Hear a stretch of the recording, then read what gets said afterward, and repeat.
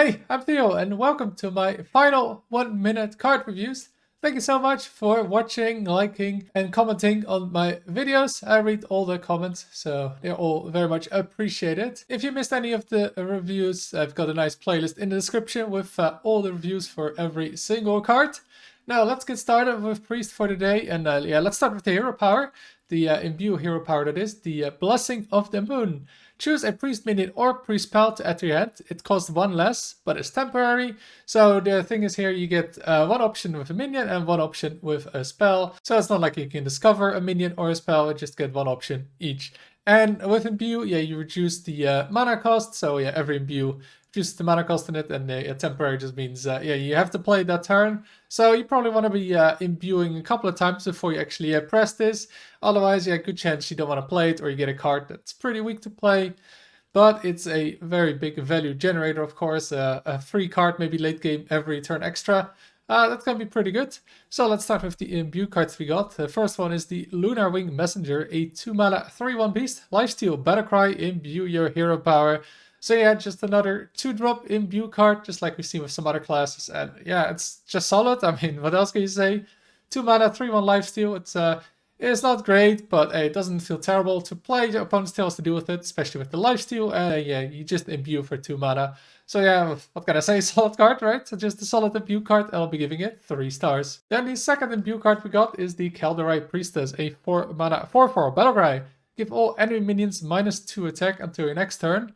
Imbue your hero power. So this one is a little bit more expensive, but it has a nice effect against token decks mostly. And just -2 attack. You can shut down a whole board sometimes. Like this, maybe a board with starship pieces, right? You could possibly make them 0 attack, and then the whole board is unable to attack, and then maybe board locked. That's kind of nice. Sometimes it's a bit weaker though, if there's a giant on board, making it a 6/8. Doesn't really do that much, but still, it's an alright effect on a 4-mana 4/4. And again, you'll play this in an Imbue deck, right? You want to Imbue a bunch of times. And I think you'll be playing this card. I think it's slightly worse than the 2-drop though. It's not quite worth the 2-mana the effect, I'd say. But still a solid card in the Imbue deck, and I'll also give it 3 stars. And then the new legendary we got is Tyrande, a 7-mana 5/7.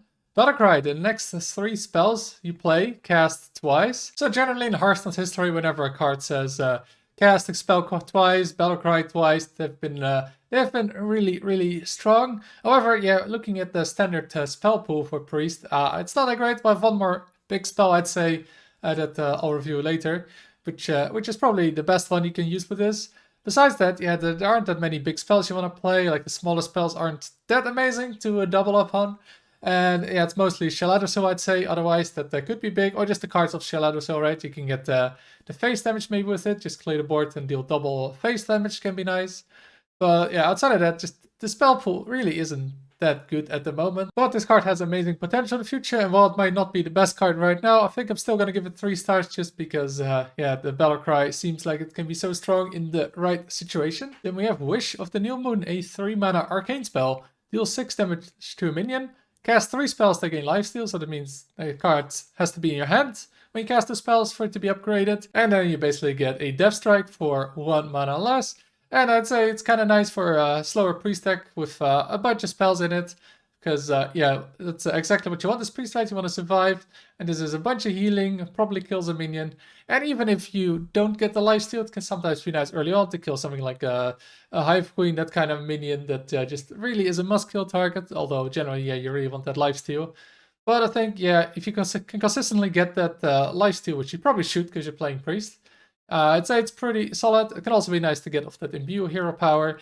And, just kind of nice overall, kind of what Priest wants, right? Not amazing, but just solid, so I'll be giving it 3 stars. And we have the Ritual of the New Moon, a 5-mana arcane spell. Summon 2 random 3-cost minions. Cast 3 spells to summon 6-cost minions instead.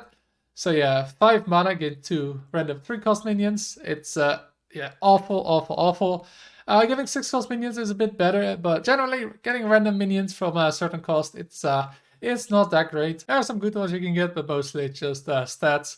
And you get the 6-cost minions. Like you play this on 5. It's solid, right? Like 2 6-cost minions on survive. That's pretty good. The problem is then you have to have it active on turn 5, so you can't really top deck it. And after that, it just becomes weaker and weaker. Like the longer the game goes on, like the weaker this kind of card gets. You have to get it exactly on turn 5 for this card to be worth it, and it has to be activated, and yeah, I think that's going to be too inconsistent, and yeah, then 2 random 6-cost minions. This just isn't great, so I'll be giving it 1 star. And then we have Moonwell, the spell I was talking about earlier that works well with Tyrande, a 7 mana, deal 4 damage to all enemy characters, restore 4 health to all friendly characters. So it's a 7 mana board clear, but yeah, compared to other 7 mana board clears, it's not quite as good as those others.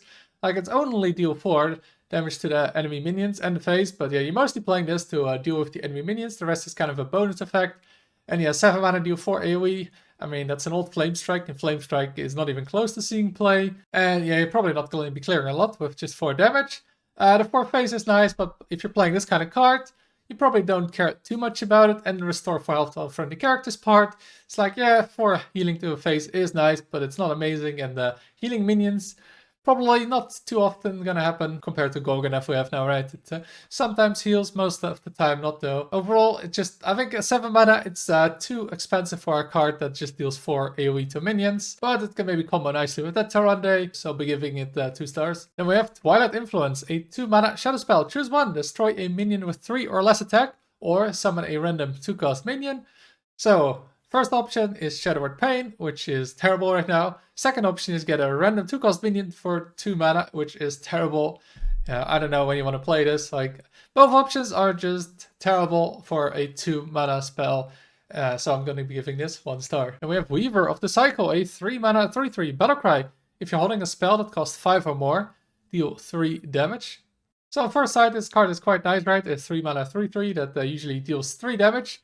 Can go face, can clear minion, just solid all around. But again, the problem is with spells, this just like with Tyrande, it's just there aren't that many big spells right now that you want to play. I think you have yeah, you can have Light Bomb, Repackaging, Shelladasil, and the Moonwell, and yeah, you're gonna run all of them? Probably not. So it's gonna be pretty inconsistent to have this card active on turn 3 when it's usually the best. And if you can't activate this card consistently, yeah, then it's a pretty terrible card. But I think it's still solid enough to see some play in Priest. And I'll be giving it 2 stars, though yeah, it can go up to 3 stars if Priest actually gets some more good high-cost spells to make this work more consistently. Then we have the Selenic Drake, a 4 mana 3/6 dragon, elusive. At the end of your turn, get a random dragon. So this looks like a pretty annoying minion, right? A 4 mana 6 health minion that is elusive and generates basically infinite value. You can maybe compare this card a bit to the Hive Queen, which we've seen is insanely strong, although obviously those larvae generate way better cards than this one, plus it changes every turn. So yeah, that card is way better, but yeah, this one does have elusive.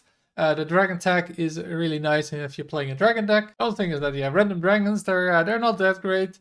They're just kind of slow usually, just a lot of value with almost no tempo. But I think a card like this is still going to be decent, like a aggressive mid-range deck, maybe like a Zarimi Priest, right? That just wants to have those early dragons, place them, and then can push damage with it, because this has elusive, it's really hard to clear from hand.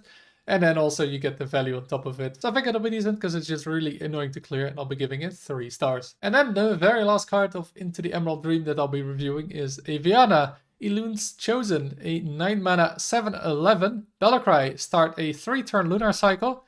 When the full moon rises, your cards cost 1 this game. So yeah, just a bit of flavor in the card text, but just means yeah, in 3 turns all your cards cost 1 mana. And yeah, that effect is really powerful. We've seen it in the past, making any card cost 1 or 0 mana. In this case 1 is extremely strong, but this card is 9 mana. And it takes 3 turns to take effect. Pretty hard to see this card being played in most situations. The one way I can see this card being played is in a rather slow meta, right? There's a bunch of maybe control warriors, that kind of style of deck. And then you add this to your deck to be able to overwhelm them in the late game. But then you have actually time to do this, and then you can have some crazy late game turns. Outside of that, yeah, this card is pretty much unplayable. And yeah, even though the effect is insane, it takes way too long to set up in most games. So I'll be giving it 2 stars just because of the added potential in slower matches where it can maybe see some play. And that is it for all the Priest cards. What do you think of them? I'll probably be playing some Imbue Priest myself with Theo Crafting, which will be on Thursday. And other than that, yeah, the legendaries have some insane effects, though they might be a bit slow. So please let me know in the comments what kind of Priest deck you'll be trying. Thanks so much again for watching all my reviews. Make sure to like and subscribe if you enjoyed them as always. Thank you for watching, and until next time.